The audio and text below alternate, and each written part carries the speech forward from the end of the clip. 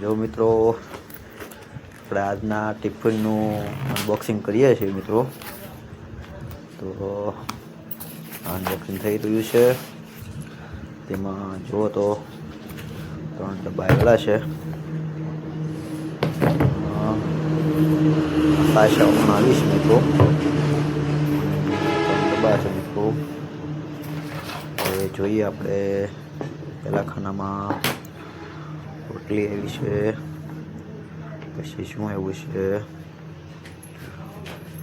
પરોઠા મિત્રો છે. જુઓ, વાહ, આલુ પરોઠા આવ્યા છે. આલુ પરોઠા પણ આવ્યા છે. પછી બીજું શું આવ્યું છે?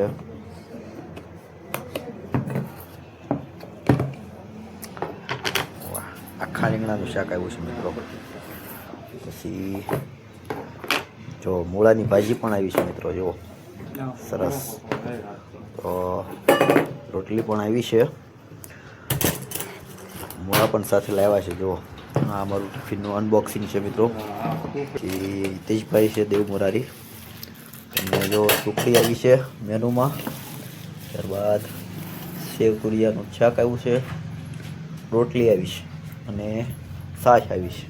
તો બપોરનું ભોજન જેમને કરતા હોય તો ટિફિનમાં તમારે શું આવે છે તે કમેન્ટમાં જણાવવાનું છે મિત્રો. Thank you.